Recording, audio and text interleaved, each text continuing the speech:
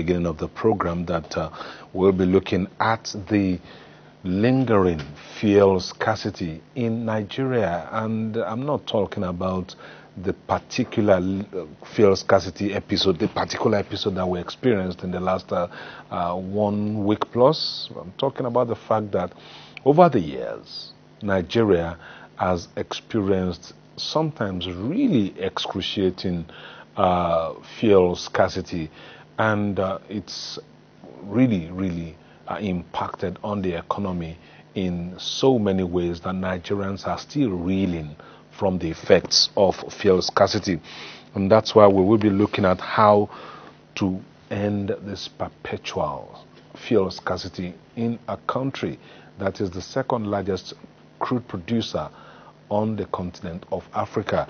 I have joining me from Kaduna via Zoom Dr. Ahmed Adamu, who is a petroleum economist, is joining me via Zoom this morning. Good morning, Dr. Adamu. Good morning, and thank you for having me. Yeah, good to have Katsina. you. Oh, you are in Katsina, actually. Yes, sir. Okay, sorry. I thought I had Kaduna, but that's good. Knowing that you are in Katsina. Now, Nigeria is the second largest producer of crude in Africa.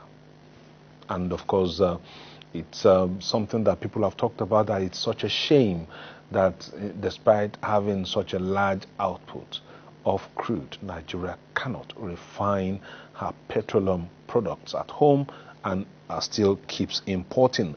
But for me, what is even more critical is not just the fact that Nigeria imports, but the fact that Nigeria has to hit scarcity now and again over the years.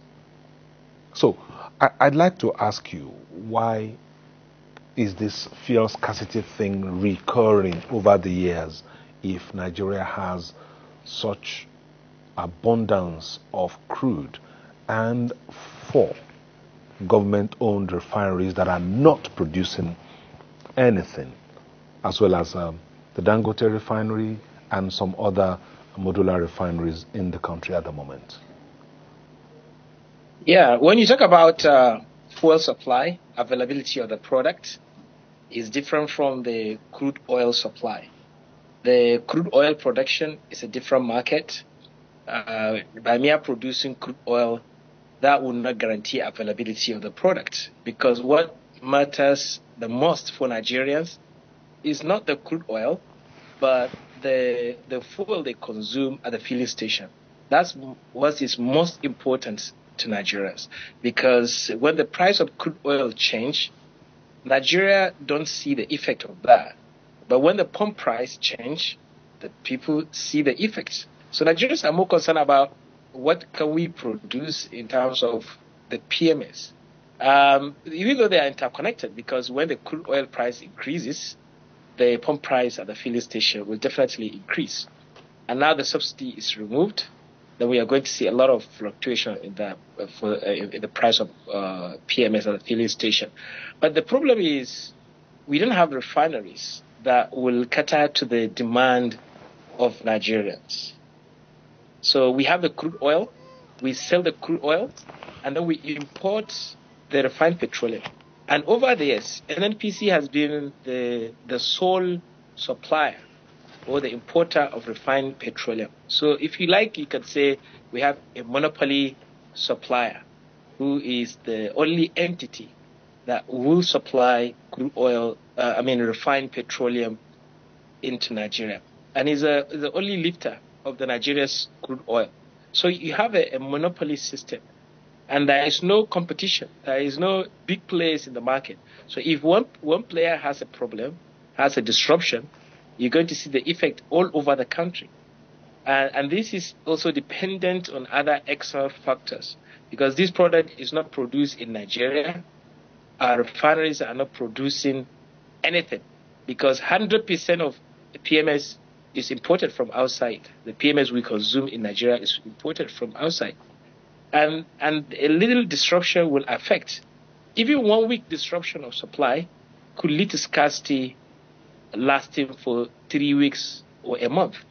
So for example, the recent supply disruption that led to this scarcity and eventual increase in the price was as the result of the problem at the sea, or at the coastal area, where the big vessels that import the refined petroleum come, and these mother vessels, they cannot transport themselves to the jetties, so they have to rely on the daughter vessels to convey this product into the coastal depot.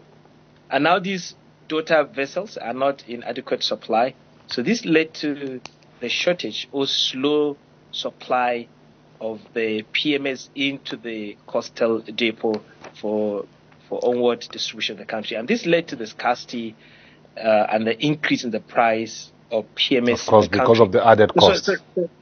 Yeah, exactly. And then another reason that led to this scarcity is something that happened along the Escravos waterway, where one of the big vessel got stuck in the water because the tide in the water was very low, and under that water there were heavy oil pipelines that were lying down there, and then these vessels got trapped there and caused heavy traffic. So some of the vessels that were coming out from that axis got trapped. Those that were coming in also got trapped. So you can see this small disruption has thrown the country into a big disaster. So we don't have shock observers. We don't have security of supply. So we are dependent on anything that has to do with importation. And this importation is making the product even more expensive. And on top of that, we have also the sentiment of the marketers. Sometimes the marketers will take advantage. Instead of this scarcity to be natural scarcity, something that will go away in a short while, and once the problem is fixed, and then we should see availability. But marketers will leverage this opportunity to hoard the product, or increase the price, or put people into the fear that the product will be scarce, the price will be higher, and then people start panic buying. And then you see long queues, and then the whole country is put into chaos. So this is the vulnerability we are exposed to by relying on a single source that comes from outside. And this has already taught us that. Dr. Adamu, I'd like you to just hold on because I'd like to pick up on this thing you just talked about, the lack of alternatives, relying on just one source. And that really is the crux of my question to you earlier on. Why do we keep having, because it's not rocket science, is it, to maintain refineries? It's not rocket. The government has 4 refineries, and none of them are working. And this is a question that people, Nigerians, including me, have asked time and time again. Why is it so difficult to maintain these refineries? Why does Nigeria have to rely on importation for a supply of refined products? Yeah, the answer is very simple. It comes down to management, because there are even older refineries around the world that are operating, that are very effective, that we import these products from them. And according to NAAT reports, these refineries that have produced nothing have consumed more than 200 billion naira. And that's a huge waste. Why do you want to keep a refinery that you cannot supply a country, or even supply or operate at a minimal capacity? So this is mismanagement and inefficiency by the managers. The government is not good in managing, Nigerian government, let's say particularly, is not good in managing refineries. So we have the option of commercializing these refineries, or even privatizing these refineries, so that they will work, because we are the beneficiary Nigerians. So it does not make any sense, Nigeria, to keep onto an asset that is costing, that is becoming a liability, while coming also at the expense of the country's, people's welfare. So for me, it comes down to the management. And if the government is willing to revamp these refineries, the best option is to commercialize them or to privatize them. But now with Dangote refinery coming on board, the security of supply will enhance. We have not seen Dangote talking about PMS yet, even though in the distillation or refinery units, the PMS come at the last. It's easier to get jet fuel, easier to get diesel, but the later on you can get the PMS. But with Dangote Refinery, it could give us the opportunity now to fix the current problem while Nigeria is looking at fixing those refineries, because the only thing that Nigerian government has in the Dangote Refinery is a 20% stake. And so Nigeria can only play with that 20% stake. But the rest that we have no control over. But these refineries, that's what Nigeria has control over it. But still, for it to operate efficiently, it must be privatized. All right. You also mentioned something, the fact that the NNPCL is the sole importer of petroleum products, while the marketers are the distributors. But between the two parties, we have discordant tunes, especially in the last episode that Nigeria is just gradually coming out from.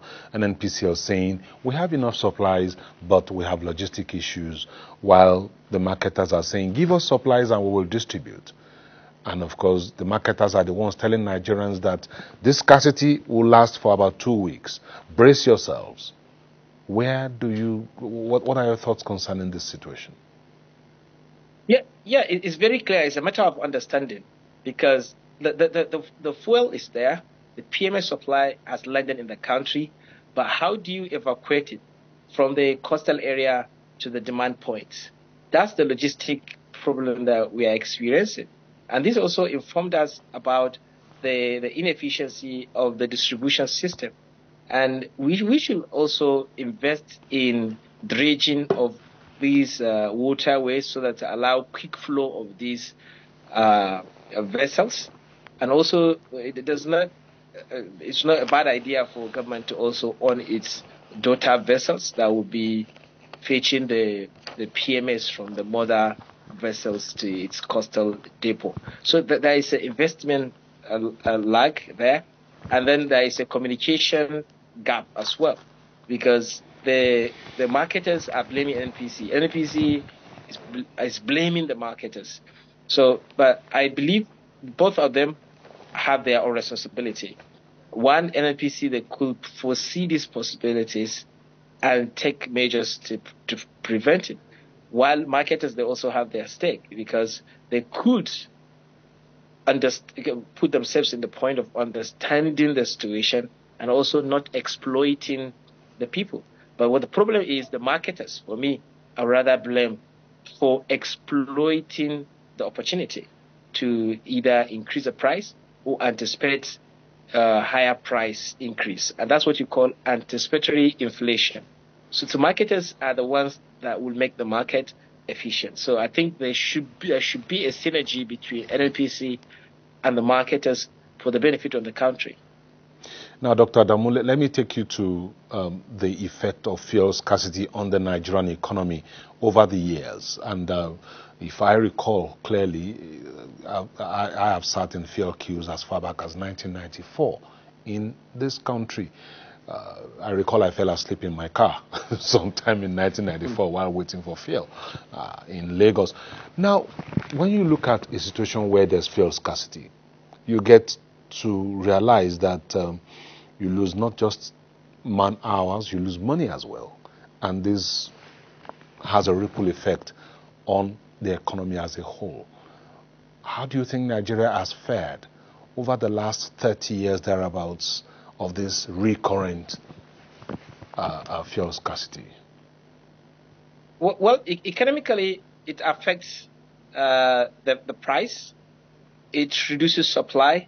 It also reduces the consumption. Aggregate demand reduces, and that affects the entire GDP for that period or that year. Because fuel is the blood of the country, of the economy. And the PMS has already become a political product, because it is not like any other product where the demand and supply determines the price. And it's not a product where we have competitors. This one will supply and the other person will supply, because like I told you, apart from NNPC, there is no any other marketer that is willing to supply the PMS. and because the government is still somehow controlling the price. And this is a very expensive investment. And so the effect is that the welfare of the people will be worse off because people will be sleeping. 30 years down the line from 1994, you slept in your car and on the queue. Now you are a big man. You are not sleeping in your car. And now there are thousands and millions of Nigerians that are still sleeping in their cars on the queue. And then businesses will also be delayed. Transportation will also be delayed. And then prices will go higher. So it reduces the economy. And mostly when prices go up, they don't come down. In this extraordinary situation, especially after the removal of subsidy, scarcity will have even steeper costs on the economy. And for me, this is the time for Nigerians to start thinking outside the box, because the whole country is going to put on hold if this thing continue like this. And I don't see it with the current situation, these things will stop occurring.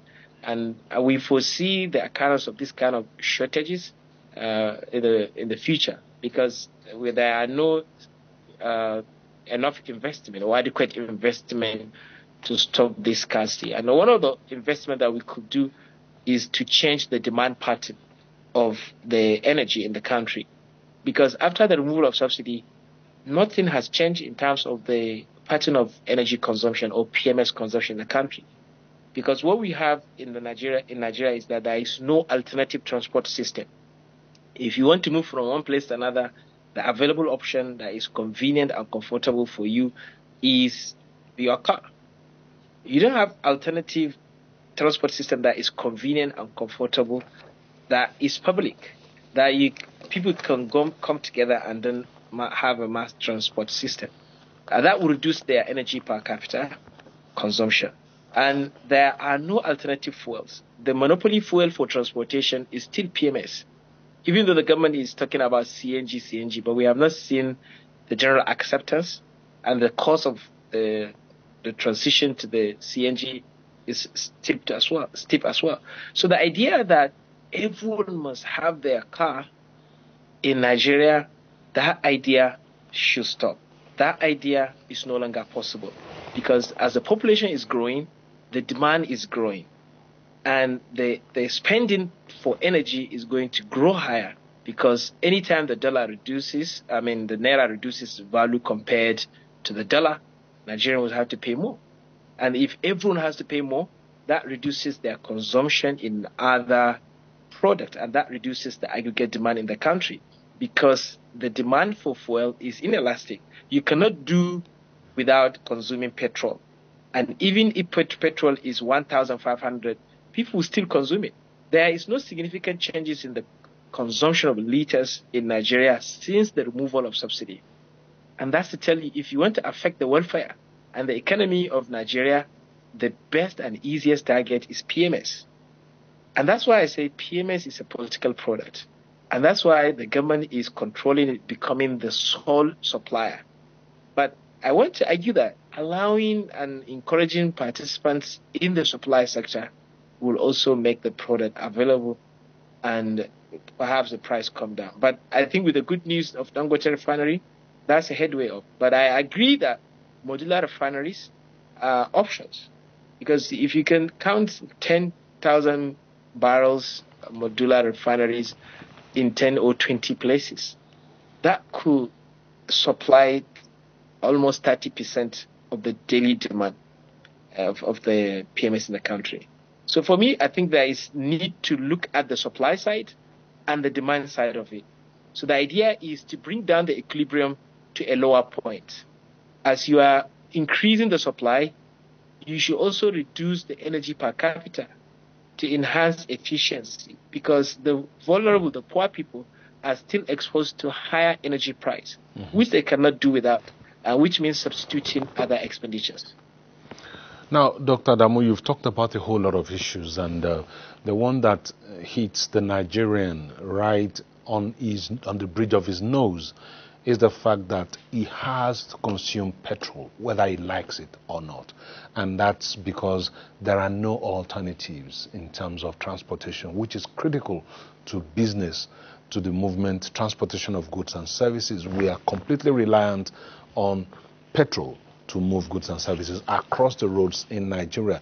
Lagos State is a significant difference there because now the intracity rail transit system is already at a very advanced stage of development. And my question really is, when you have the way you have analyzed the impact of the political product that you, as you described, petrol, and its scarcity on the Nigerian economy and the Nigerian people, what should the government be looking at in terms of ensuring that Nigerians are no longer completely dependent on petrol, especially for the sustenance of businesses and homes?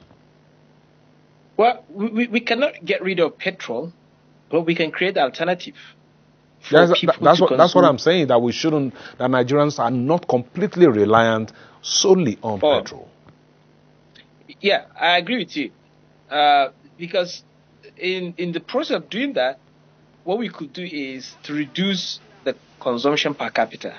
So what I mean is that if you consume 70 liters in a month, so how do we reduce that to 30 liters? So that is, if you convert that into money, if you are spending 80,000 naira on PMS, how do we reduce that to 30?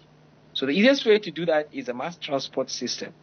And the previous administration has invested and spoken so much about railway system that connects the states. But this administration has not shown interest so far in the railway system to connecting this country's economy, so that people will move from Lagos to Sokoto and to Maiduguri within 5 to 6 hours, transporting goods and services. So for me, I think that's the easiest way to reduce the complete reliance, like you said, on the PMS. And the way that could happen is to reduce the consumption. If you are consuming 70 million liters in a day, the target is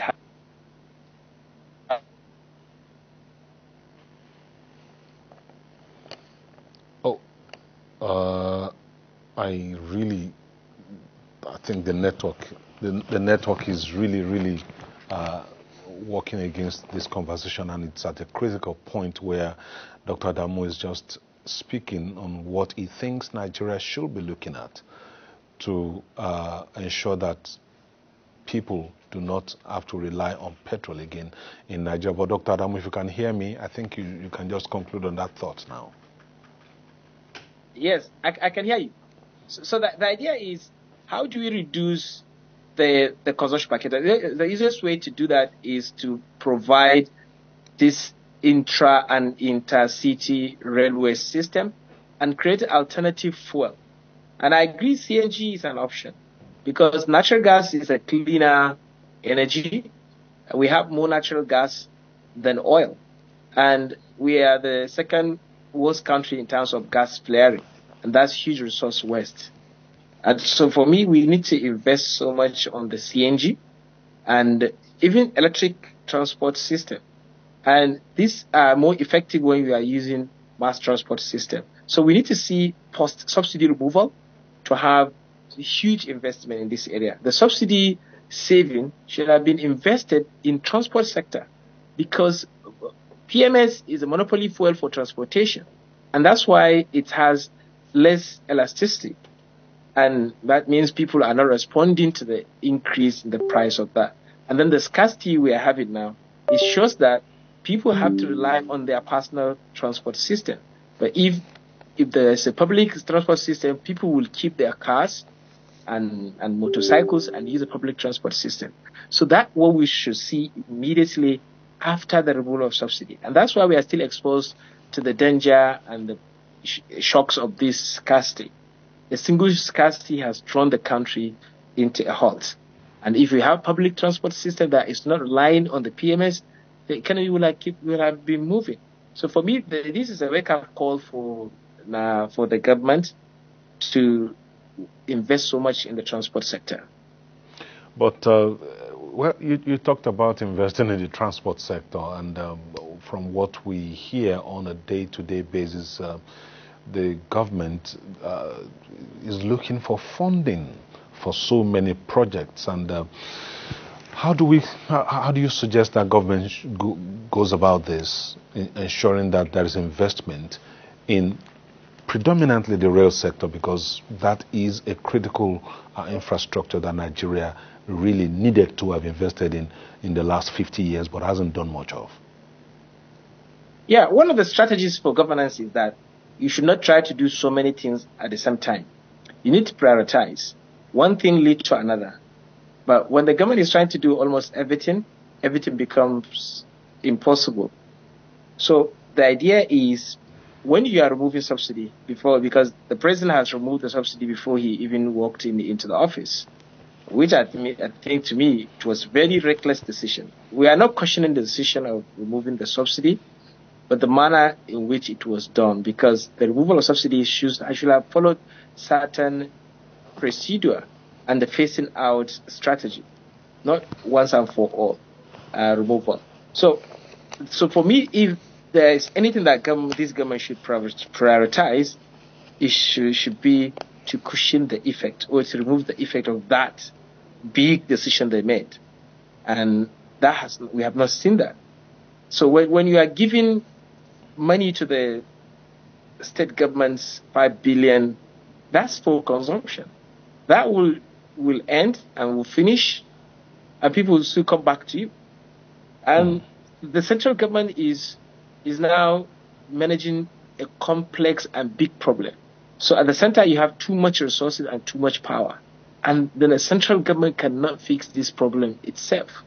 So there must be the contribution and investment and collaboration between state governors.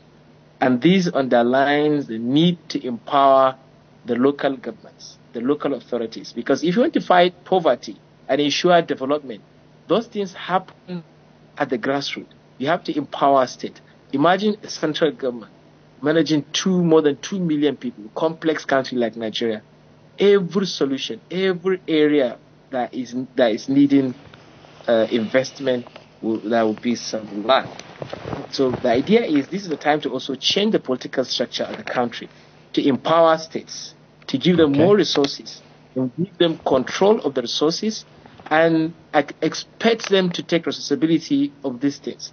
But because you cannot be a governor and sit down and wait for the president to fix transport sector of your state. But you need resources. All right, Dr. Adamu. Dr. Yes. Adamu, we have to go now, and I thank you very much. I was really enjoying this conversation, but time, again, is not very friendly this morning. Thank you so much for your time, for your intervention on the program this morning. I have been speaking with Dr. Ahmed Adamu, a petroleum economist, who's joined me all the way from Katsina to take a look at the lingering